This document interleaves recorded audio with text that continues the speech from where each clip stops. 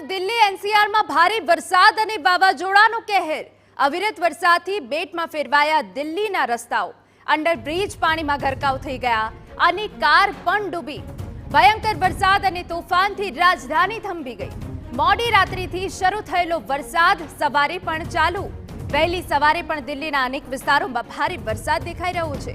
રસ્તા પર મોટા પાયે પાણી ભરાવાથી ઠેર ઠેર ટ્રાફિક જામ છે. ખરાબ હવામાનના કારણે 100 થી વધુ ફ્લાઇટ્સ પ્રભાવિત થઈ છે. વાવાઝોડા અને ભારે વરસાદ બાદ દિલ્હી એનસીઆરના ઘણા વિસ્તારમાં પાણી ભરાઈ ગયા છે. Minto road, Dwarka flyover, Chanakyapuri, Subroto park વિસ્તાર અને એરપોર્ટ ટર્મિનલ 1 નજીક પાણી ભરાઈ ગયા છે. મિન્ટો રોડ નજીક એક કાર સંપૂર્ણપણે પાણીમાં ડૂબી ગઈ, તો એરપોર્ટની આસપાસ પણ ભારે પાણી ભરાયેલા જોવા મળ્યા. ચાણક્યપુરી અને દ્વારકા જેવા પોશ વિસ્તારમાં ડ્રેનેજ સિસ્ટમ ખુલ્લી હતી.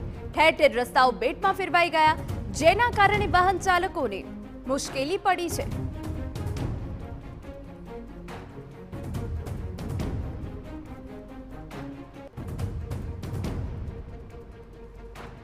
મોડી રાત્રિથી શરૂ થયેલો વરસાદ વહેલી સવારે પણ ચાલુ રહ્યો.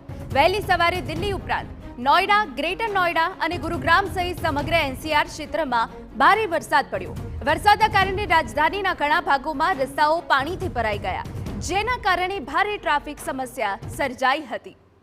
વાવાઝોડા અને વરસાદના કારણે ઇન્દિરા ગાંધી આંતરરાષ્ટ્રીય એરપોર્ટ પર 100 થી વધુ ફ્લાઇટ્સ પ્રભાવિત થઈ. 25 થી વધુ ફ્લાઇટ્સે ડાયવર્ટ કરવી પડી, જ્યારે ઘણી ફ્લાઇટ્સ મોડી પડી. એરપોર્ટ ઓથોરિટીના જણાવ્યા અનુસાર ગઈકાલ રાતની ફ્લાઇટ્સના કારણે હજુ પણ દબાણ છે. એરપોર્ટે એક એડવાઇઝરી જાહેર કરી, જેમાં મુસાફરોને નિયમિતપણે તેમની ફ્લાઇટ્સની સ્થિતિ તપાસવાની સલાહ આપવામાં આવી છે.